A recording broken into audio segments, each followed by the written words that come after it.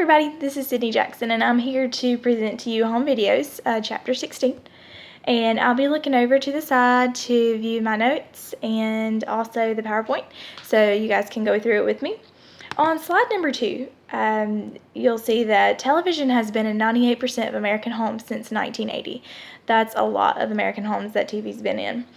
Despite the recession, Americans continue to spend money on home videos, and home entertainment hit $18.2 billion in 2013. And slide 3. And it wasn't until June of 2009 that full-power television stations completed transition to digital terrestrial broadcasting. This was the biggest change in television standards since the introduction of electronic television in 1945. U.S. commercial televisions began in 1941, which is when the FCC established a broadcasting standard. And if you could go to slide 4. TV stations in 1941 had low-resolution pictures, which we can imagine they did. That's been a while. World War II stopped most all development, and only 6 stations were being broadcast after the war. The FCC revised transmission systems post-war and introduced electronic coding. At this point, it was clear the original very high-frequency VHF band would not provide enough space. A freeze was then initiated in 1948 on television applications. The freeze brought about technical demands, and from 1948 to 1952, there were only around 100 stations that aired nationally. The freeze then ended in 1952. If you could go to slide 5. After the freeze, the FCC accepted a plan to add UHF TV, ultra high frequency. This addition required more electricity, meaning existing televisions needed a second tuner for UHF, and new antennas were also needed. So that was definitely something that television owners had to take out of their pocket and buy. UHF stations were soon put in a second-class status, which was almost impossible to overcome. In 1965, the FCC initiated a final all-channel receiver law, which forced TV manufacturers to include a second tuner for UHF channels. Slide number 6. Until 1953, television was black and white.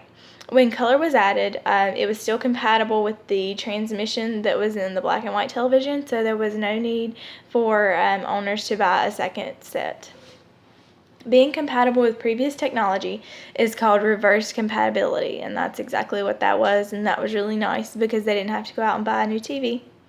In the 1970s, cable introduced many new channels and expanded home video capability. And we'll go to the next slide, number 7. In the beginning, television programs had to either be live or on film. In 1956, Ampex developed a videotape technology, which were the size of a double home refrigerator, and they could weigh up to 30 pounds and only recorded an hour's worth of video, which was really big, and most people did not buy those. The introduction of practical home VCRs debuted in 1977. Sony also debuted the Betamax, but JVC debuted the VHS, and we all know that VHS won because we remember VCRs. So they did win, and whenever they did, Betamax owners were left with incompatible machines, so they had to buy new machines just so they could watch VHSs. If you'll go to slide number 8. VCRs gave consumers new power for on-demand programming through video rental storage and over-the-air recording. VCR grew from 10% in 1984 to 79% 10 years later. In 2006, the FCC estimated that 90% of television households had at least one VCR, which is a lot. VCRs were susceptible to damage by dirt, overuse, magnets, and physical shock. So they had a lot of things that could go wrong with them. And then in the 1980s, the first video disc challenged VCRs. The first main video disc formats were RCA and MCA Philips. However, the discs were never accepted in the consumer market. If you could go to slide 9. Based on the compact audio disc, the CD, the DVD was introduced in 1997 as a mass storage device for all digital content. Unlike the CD, the DVD had more than enough capacity to store an entire motion picture in analog television quality, plus multiple language tracks and bonus content. And DVDs were much smaller, much lighter, and much more durable than VHSs. You could continue to slide 10. High-definition DVD players came about in 2001. They had competitors, so it was hard for them.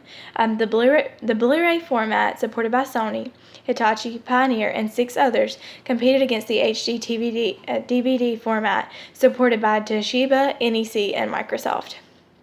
Blu-ray could hold significantly more content than the Beta VHS, meaning there was a battle for the winner. The cost of a Blu-ray ran high at $500, but later on, because of its competition, it went down to around $250. And in 2008, Warner Brothers switched from HD DVD to Sony's Blu-ray, and others quickly followed suit, so the Blu-ray did win. 2007 marked the transition year between the dominance of the VCR and the DVD. And if you'll go to slide 11. The digital video recorder, DVR, was introduced in 1999. The heart of DVR was a high-capacity hard drive capable of recording 100 or more hours of high-definition video. The DVR is also able to record and playback at the same time. This gives the ability to pause and rewind live television, and I believe we all are aware of what this is. Most everybody has experienced a DVR nowadays. Newer DVRs provide on-demand programming and share content throughout the home while recording multiple programs at the same time.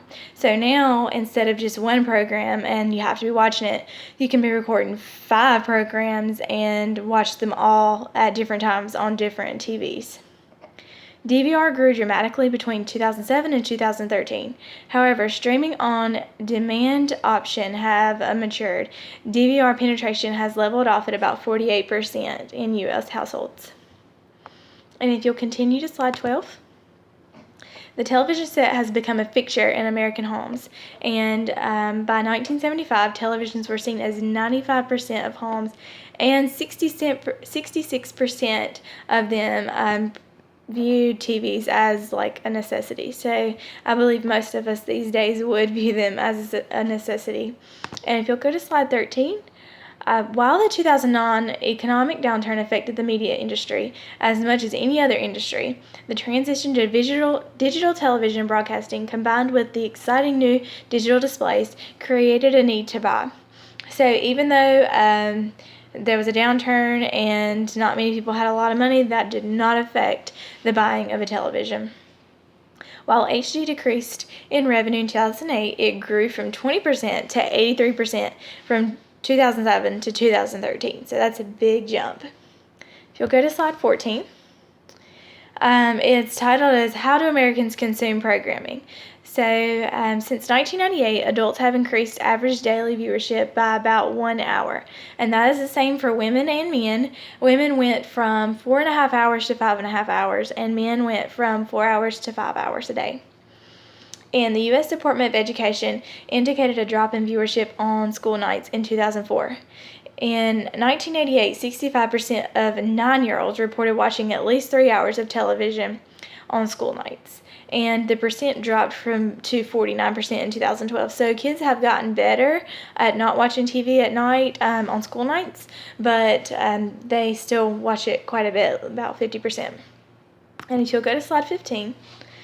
Recently, competition has been answered with new technology centered on DVRs, on-demand content, and intelligent program guides, and also mobile viewing, including DirecTV's Genie, Dish's Hopper, and Cox's Contour. And as part of the package, premium program channels like HBO, Cinemax, Showtime, and Starz have streaming media channels capable of for mobile viewers. And when multi-channel programs provided began to integrate broadcasting internet delivery into their guide channels, companies including Hulu, Amazon, Google, and Netflix expanded onto the home video screen. And we all know about those these days too. Slide number 16. In November of 2013, Blockbuster decided to close the last of its 300 corporate-owned locations. The Blockbuster trademark will live on, though, because it would then become a streaming media service. And around the same time, Hulu reported 5 million paid subscribers and $1 billion in revenue. And slide number 17.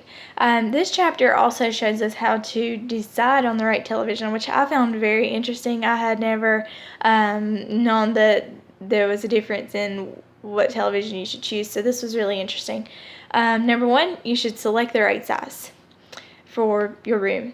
Number 2, you should choose an aspect ratio. And number 3, select your image quality, whether you want it to be high definition or not, any kind of image quality there. And number 4, you would pick a display style. Number 5, you would get the right connection. So, if you'll move to slide 18, it's titled, "In order to purchase the right size, do the following." So, these are the measures you should take in order to decide on what TV you should purchase. Number 1, you should measure the distance from the picture to the seat.